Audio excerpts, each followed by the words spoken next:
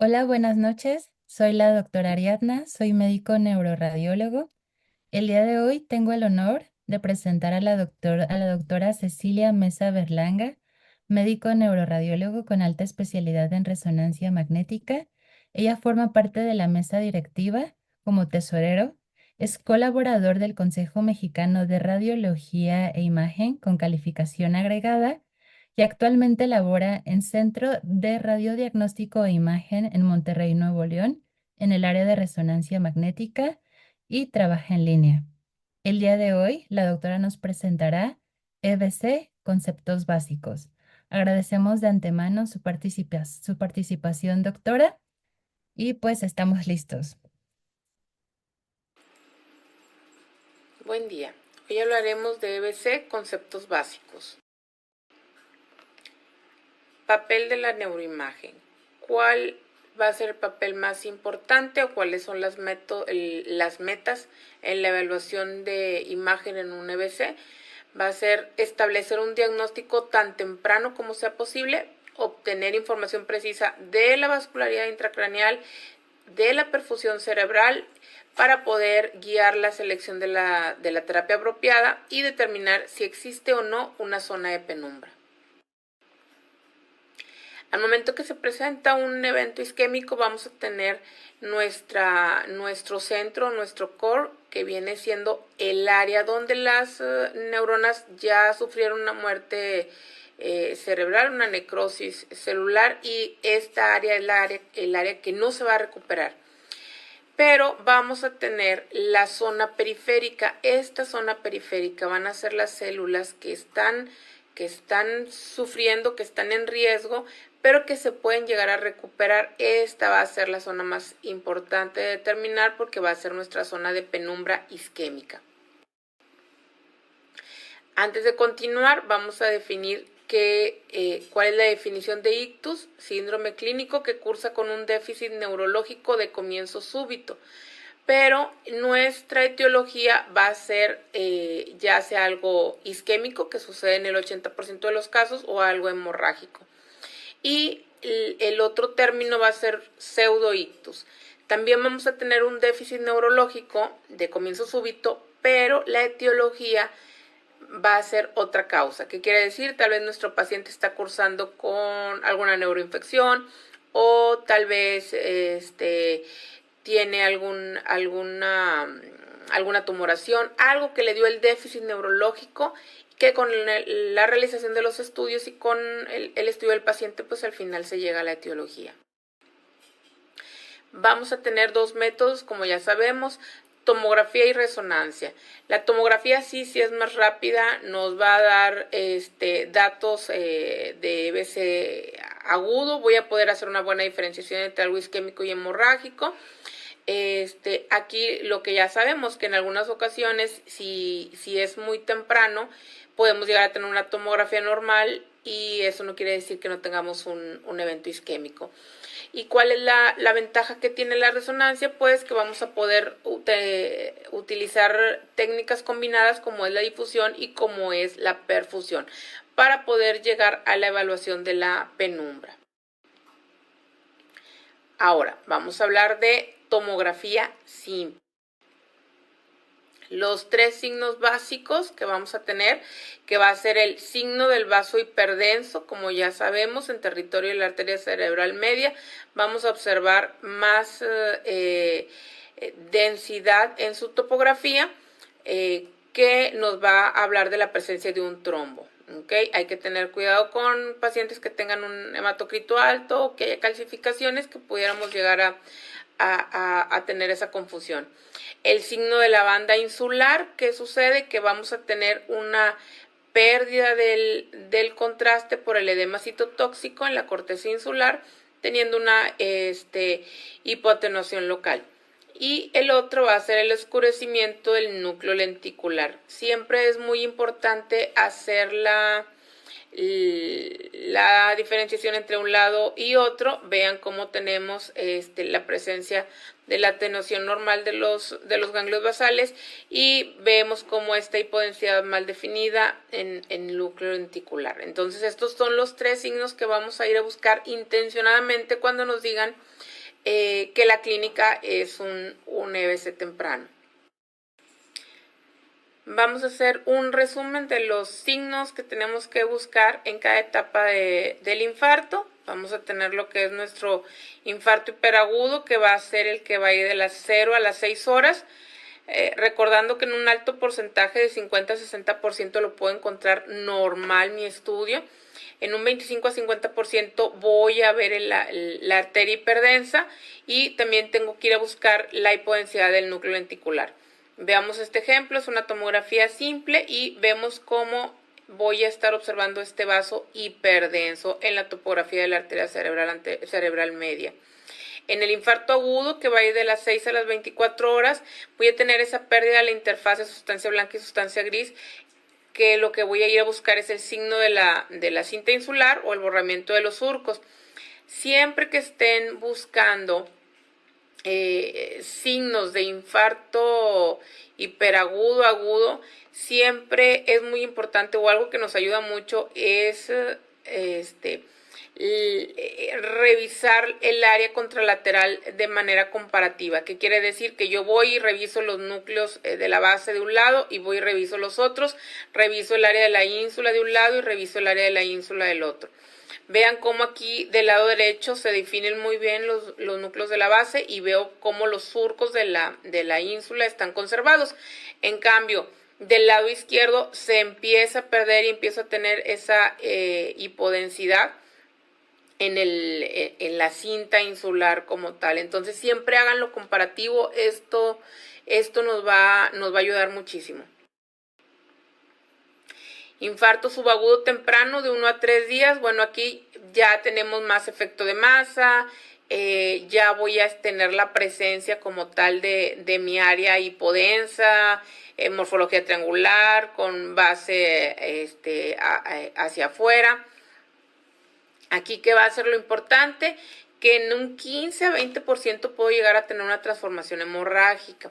Aquí, por ejemplo, les estoy poniendo estos dos ejemplos. Este es un infarto que tiene 3 días y este es un infarto que tiene apenas 10 horas. ¿Okay? Vean cómo el de las 10 horas apenas empiezo a ver esa área. Ya se ve hipodensa, pero no se ve como ya aquí en este que pasaron ya 3 días. Ya francamente está muy hipodenso, ya vemos nosotros esto, ya sabemos que es un subagudo. Y el infarto subagudo tardío, 4 a 14 días. En este subagudo tardío es donde puedo llegar a tener un reforzamiento giral. Todavía tengo efecto de masa porque todavía tengo un edema, aquí ya tengo un edema vasogénico. Entonces, estos son los infartos que se pueden llegar a confundir con alguna tumoración, ¿ok? El reforzamiento giral va a ser un signo básico que nos va a ayudar mucho para determinar la etapa de este infarto, ¿ok? Vean cómo este ejemplo que les estoy poniendo aquí me gusta mucho porque vean cómo tengo esta área francamente hipodensa del lado derecho y vean cómo tengo del lado izquierdo. ¿Y cuál es la diferencia? Que aquí estoy teniendo una retracción del receso ventricular y vean cómo del lado izquierdo inclusive tengo un desplazamiento de las estructuras de la línea media. ¿Por qué? Por el efecto de masa que se está haciendo.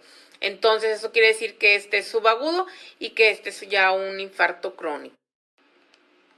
El infarto crónico, 2 a 8 semanas o ya como tal encontrando la encefalomalacia, ya no voy a tener efecto de masa, puede llegar a persistir el reforzamiento por meses o por años, pero no va a ser un reforzamiento giral, ¿okay? Y ya empiezo a tener los cambios por la pérdida de volumen. Las calcificaciones no son frecuentes, en verdad es raro encontrar una calcificación, pero puede ser. Vean cómo aquí tengo esta área occipital hipodensa y vean cómo el ventrículo se está retrayendo a diferencia del lado contralateral.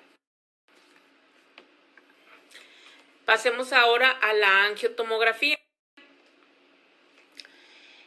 La utilidad en el infarto agudo radica en la capacidad para demostrar el trombo, ¿ok? Y para la evaluación de las arterias carótidas y arterias vertebrales desde tronco supraórtico. Entonces, vean cómo tenemos este ejemplo, un femenino de 72 años, hemiplegia aguda derecha, eso quiere decir que voy a ir a buscar intencionadamente en el lado contralateral y vean cómo tengo el vaso hiperdenso del lado izquierdo. Tengo la angiotomografía, recuerden que se pueden hacer el MIP, las reconstrucciones MIP, que sinceramente pues no son más trabajo hacerlas, y vean cómo aquí estoy demostrando la ausencia de la arteria cerebral media, y no nada más dejo de ver el vaso, sino que vean cómo todo el territorio de la cerebral media lo estoy viendo con baja atenuación, o sea, no estoy viendo la vascularidad. Ya al momento de hacer las reconstrucciones ya bien hechas, por así decirlo, vean cómo tengo aquí la carótida interna desde su segmento cervical. Desde aquí tengo la amputación del vaso y pues francamente ya no veo absolutamente nada, ¿ok? Vean cómo me falta toda la carótida y me falta también la cerebral media.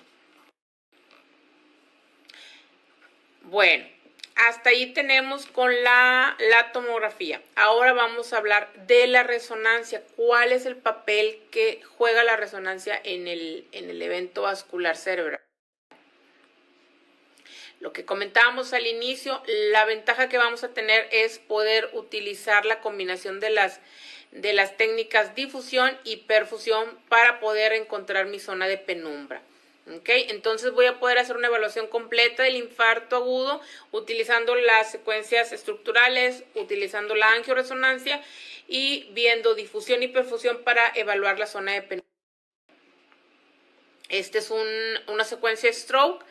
Sinceramente, ¿cuánto tiempo nos vamos a llevar? Nos vamos a llevar 10 minutos en realizar todo el protocolo completo. El protocolo completo me incluye mi difusión, que es una difusión que me va a durar 40 segundos, con la cual puedo sacar el mapa de ADC. Voy a tener una secuencia FLAIR que me va a durar menos de 3 minutos, un eco de gradiente, mi angioresonancia. Hasta aquí voy todavía en etapa simple, o sea, todavía no le he puesto el contraste a este protocolo y ya sé si está infartado o no está infartado, cuánto tiempo tiene, si hay o no un componente hemorrágico y ya estamos hablando de cómo está la circulación intracraneal. Para este momento ya uno debe de saber si vas a aplicar o no vas a aplicar medio contraste. ¿Y en qué se basa? Pues en que necesito saber si existe o no existe zona de penumbra. Si es que sí lo necesitamos, la secuencia va a durarte 1 minuto y medio y voy a poder ya estar hablando de la zona de penumbra. La difusión es la primera secuencia que se va a adquirir en un protocolo stroke. ¿Por qué? Porque es la secuencia que me va a decir si está infartado o no está infartado, ¿ok? Y recuerden, siempre voy a necesitar difusión y el mapa de ADC. A fuerza, necesito los dos para poder definir si existe o no existe un área de restricción verdadera. ¿Por qué? Porque yo tengo que ver una hiperintensidad en difusión y tengo que ver una hipointensidad en el mapa de ADC. ¿Okay? Si lo estoy viendo de esta manera es que existe una restricción verdadera y es que tengo un infarto agudo. ¿Okay? Entonces, la importancia de la difusión, esto es algo que se nos tiene que quedar. La difusión va a ser la secuencia más importante aquí. Y recuerden que dijimos que va a durar menos de 1 minuto. Y con esta secuencia de menos de 1 minuto, yo ya puedo establecer si ese infarto está en etapa aguda, está subagudo o está crónico. ¿Okay? ¿Qué es lo primero que sucede con la célula cuando tiene un infarto? Lo primero que va a pasar es que va a tener un edema citotóxico. ¿Okay? Y esto va a evitar que tenga que haya un movimiento libre de las moléculas. Recuerden, la restricción a la difusión es la restricción al movimiento browniano o al movimiento libre de las moléculas de agua. Entonces, por eso es que con este edema citotóxico lo que vamos a tener es una restricción. Y yo necesito, para que haya una restricción, a fuerza en la difusión ver un área de hiperintensidad y en el mapa de ADC ver un área de hipointensidad. Después de que sucede esto, lo que voy a tener es un edema vasogénico. ¿Por qué? Porque se agrega la ruptura de la membrana celular. Entonces, al momento que empiezo a tener ese edema vasogénico, eso quiere decir que ya la restricción no va a ser en todas las células. Voy a tener células que todavía están restringiendo y voy a tener otras células que ya lo empiezan a dejar de hacer. Por eso es que en la difusión yo voy a verlo hiperintenso, pero en el mapa de ADC lo voy a ver como pseudo normalización. ¿Qué quiere decir eso? Que en vez de ver toda el área negra, voy a ver áreas negras, pero voy a empezar a ver áreas blancas. Eso es una pseudo normalización.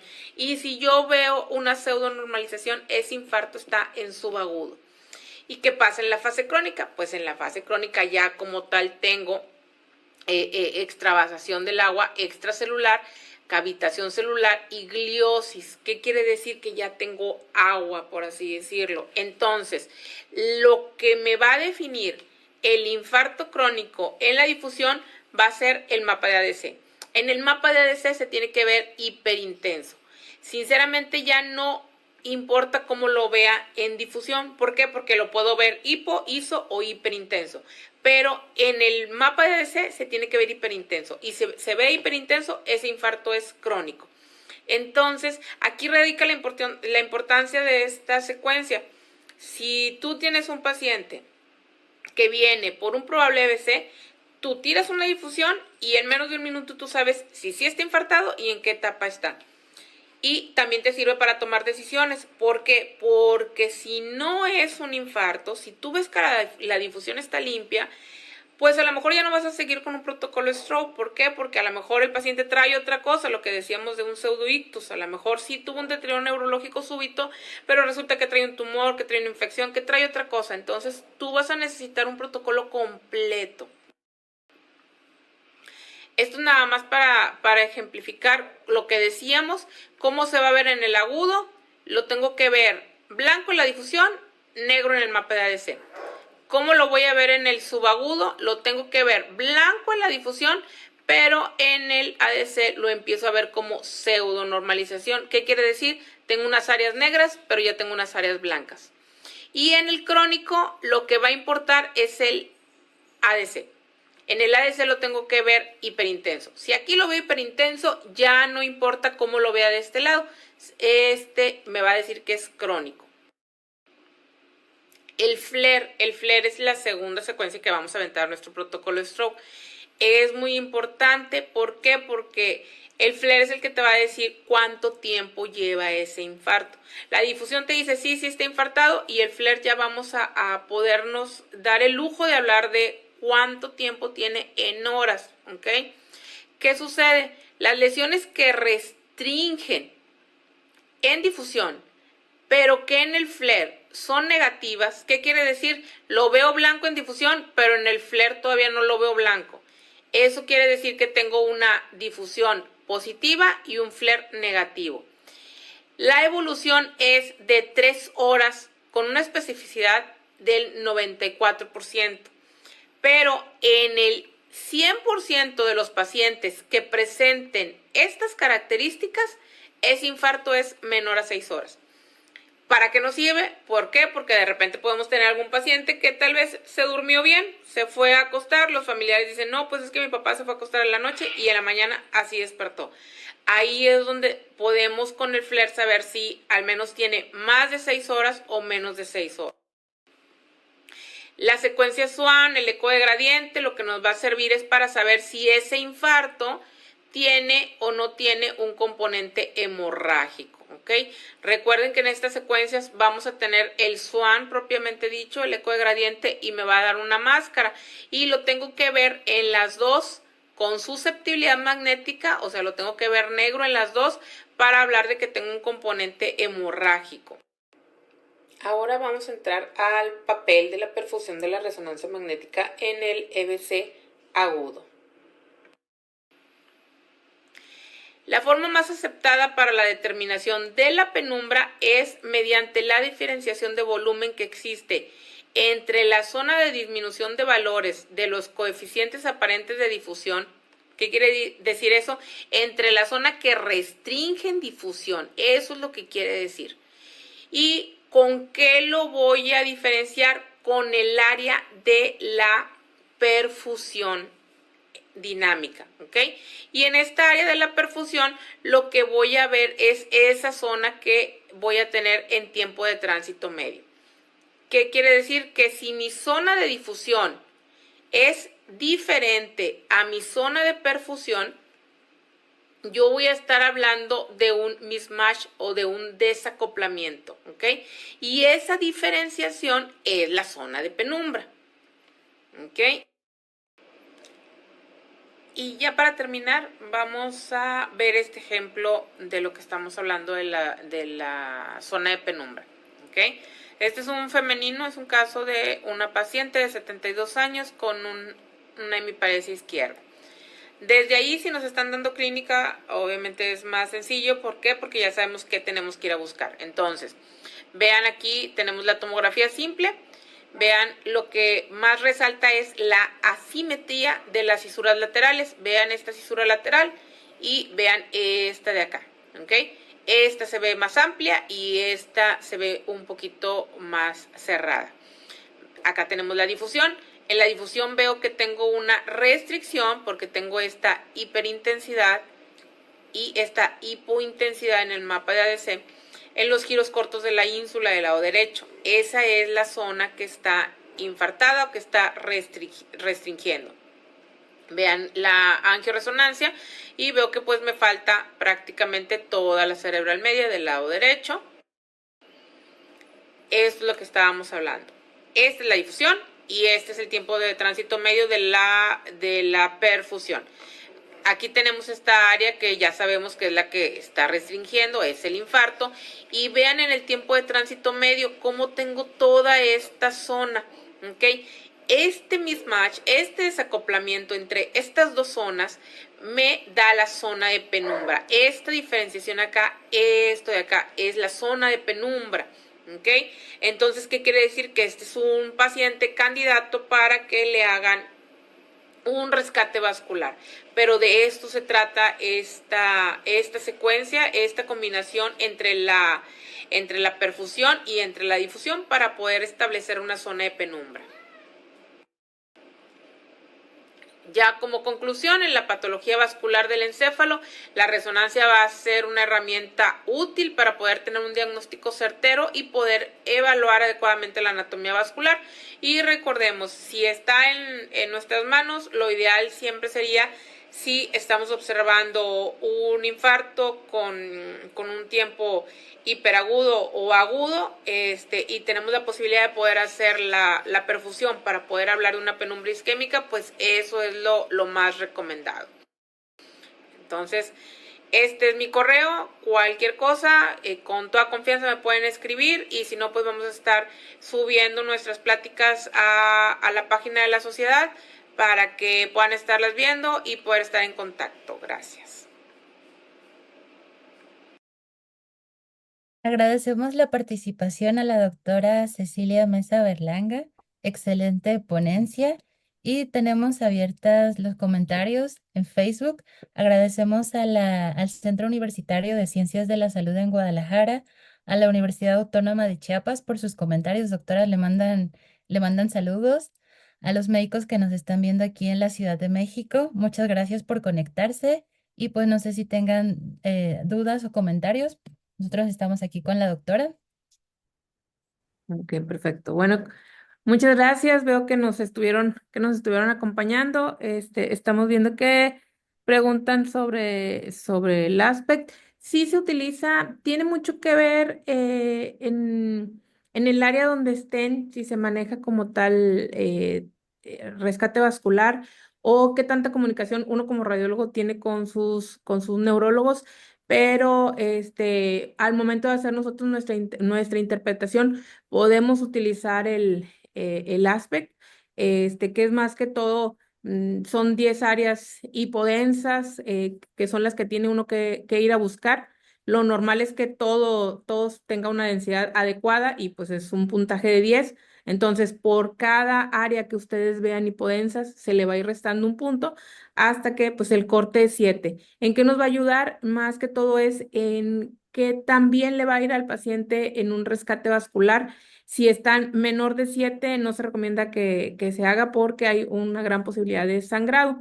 Es prácticamente para lo que se utiliza. Digo, nosotros como radiólogos, pues ya es más que todo si hay algunos neurólogos que te lo piden en el reporte, y si no, pues puede ser algo que uno esté como que estés habituado a hacerlo, de que todo lo que vaya por stroke, si estamos viendo la tomografía, pues lo puedes referir en tu reporte. Doctora, tenemos otra pregunta de parte de Montero Ábalos. Él nos pregunta de que en caso de tener la posibilidad de realizar la resonancia magnética después de la tomografía y que se descartó hemorragia, ¿qué protocolo acortado se puede realizar? Esto en caso de previa administración de tratamiento. Es de Jorge Ariel Montero Ábalos, de la Universidad Autónoma de Chiapas. Puedes utilizar el protocolo Stroke. Yo creo que aquí lo que va a marcar tu pauta es la estabilidad o cuál es la condición de tu paciente. Si tu paciente no está en buenas condiciones y necesitas algo rápido, yo te recomendaría que hicieras un protocolo Stroke. En cambio, si tu paciente puede tolerar a lo mejor unos 15 minutos en el magneto, yo te recomendaría que hicieras un encefaloestructural, como para tener las demás secuencias. ¿A qué me refiero? Pues a tener tu T1 y a tener tu T2. Muchas gracias. Veo que preguntan, Daniel, acerca del si se tiene la Perfutac, en dado caso que no haya resonancia, excelente. O sea, si tú tienes Perfutac en tu centro, lo puedes utilizar y va a ser equivalente. ¿Qué quiere decir? Que también vas a poder hablar de zona de penumbra isquémica. Pues, el tiempo de realizar el protocolo es mucho más corto. Aquí lo único que yo te recomiendo es acércate bien con los técnicos para estar seguros de que todos sabemos cómo se debe de realizar el protocolo y el postproceso, que es lo que es un poquito más complicado si comparas los dos métodos, perfurresonancia con perfutac. El postproceso de la resonancia es muy sencillo y el proceso de la perfutac es un poquito más complicado. Pero si lo tienes y lo puedes utilizar, adelante te va a servir exactamente igual. O sea, vas a poder hablar de una zona de penumbra isquémica. Sí, acerca de lo que comentábamos, o sea, son dos métodos, Perfutac y Perfurreso. ¿Cuál es el mejor método? El método que tengas a la mano. El método que tengas a la mano y el método que puedas utilizar. Y sí puedes llegar a poder medir volumen. A lo mejor, por ejemplo, lo puedes medir en una estación de trabajo. Sinceramente, en estos casos es más como el mismatch que se hace, o sea, ves la difusión, ves la perfusión y pues haces como el desacoplamiento entre las dos, el mismatch, y ya ves la diferencia es más que todo, sí hay zona de penumbra, o sea, adelante, háganle todo lo que le deben de hacer, o no hay zona de penumbra, lo que estamos viendo ya es un evento ya bien establecido, y ya no se puede rescatar nada. Bueno, acerca de los riesgos en la angiotac, bueno, pues definitivamente es a el riesgo de poner yodo, independientemente de cuál sea como el diagnóstico o lo que estés buscando, pues lo que ya sabemos, obviamente podemos tener afección renal, reacciones adversas, pero por eso siempre ahí, pues, uno tiene que tener como tal la creatinina, que normalmente, bueno, en la resonancia no lo esperamos y con el yodo, que es mucho más noble, pues uno hace la resonancia con aplicación de medio contraste tranquilamente, pero el angiotac no es de esa manera. Normalmente lo que se hace es entre que estás pasando al paciente y estás sacando la fase simple, digo, en centros como tal que se maneja la terapia endovascular, si van a usar contraste, siempre sí esperan como tal la creatinina.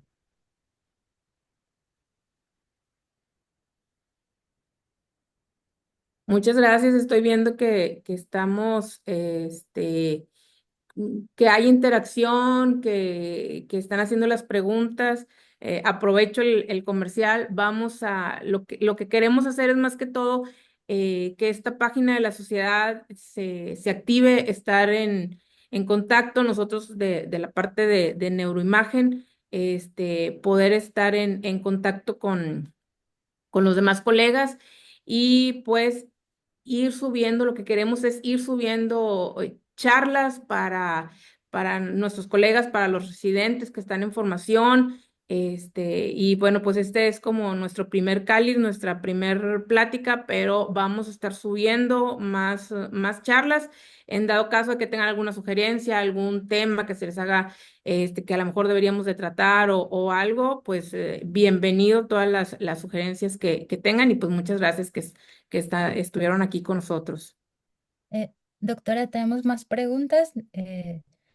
Mire, nos comentan aquí, nos preguntan aquí si hay zonas de isquemia bilateral, ¿se debe reportar un ASPEX por cada lóbulo?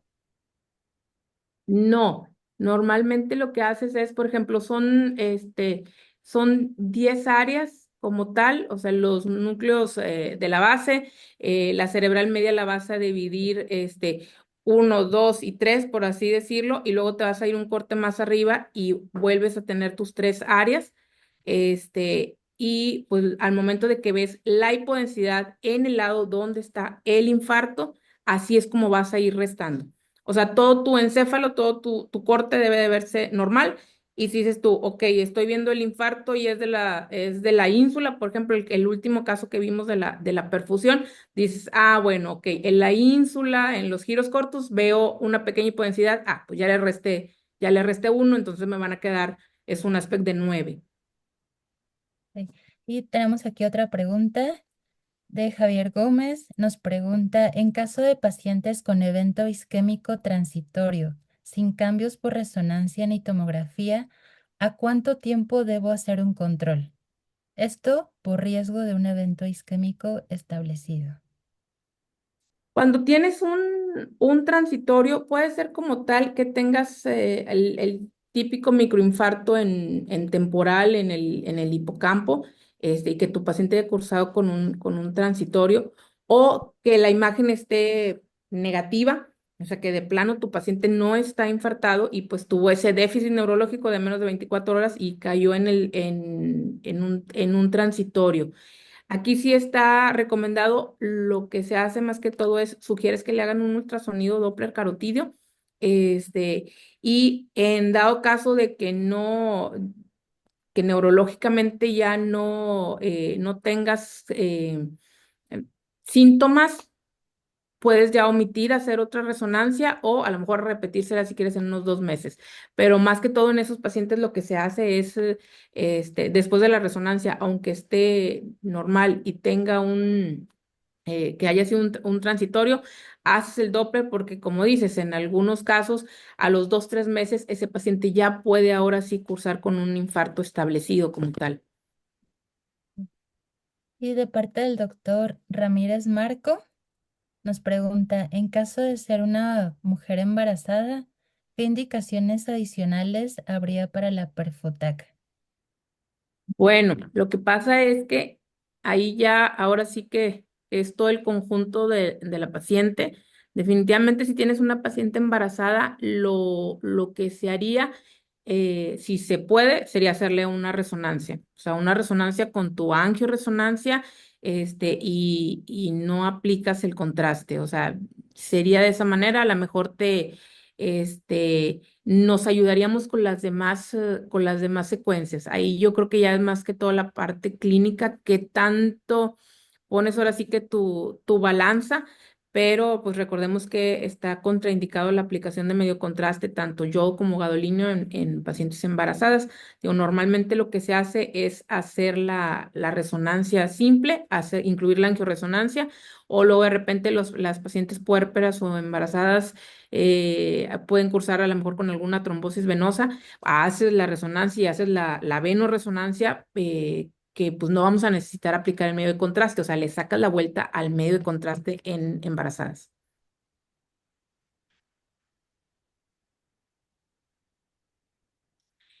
Hablando de resonancia en stroke como tal, usas el flare porque vas a tener cambios, lo que decíamos. Si tú el flare lo ves positivo, o sea, ¿qué quiere decir? Tengo restricción en difusión y en el flare tengo hiperintensidad en esa zona que está infartada. Bueno, eso quiere decir que ese paciente tiene 6 horas de que se infartó. En cambio, veo la difusión positiva, pero el flare está negativo. Dices tú, bueno, tiene menos de 6 horas. No usas el T2 porque el T2 vas a necesitar como unas 16 horas para que ya se vea. Entonces, no entra dentro de las secuencias de stroke, ni el T2 ni el T1 por el tiempo que se tarda en ya presentar los cambios. Por eso es que vas a usar el FLAIR. ¿Ok? Esa viene siendo como la diferencia en esas dos secuencias de por qué no tengo ni T2 ni T1 en un stroke, porque estás buscando datos hiperagudos, agudos, y esas secuencias en tiempo no te las van a dar. Entonces, no las incluyes para no hacer tu protocolo más largo en una secuencia que no te va a funcionar o no te va a ayudar.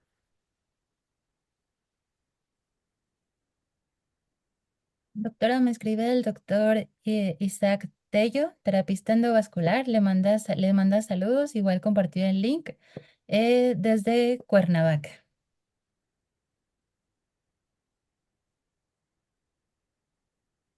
El signo de copa es más que todo por hemorrágico, ¿ok? En una etiología hemorrágica, no tanto el EBC isquémico como tal. Listo, pues si ya no tenemos más dudas o comentarios, agradecemos la participación de la doctora, agradecemos que se hayan conectado con nosotros y reiteramos que esta página se encontrará próximamente en la página de la sociedad. Los invitamos a que nos sigan y pues estamos abiertos a sus comentarios. Muchas gracias a todos, doctora, y buenas noches.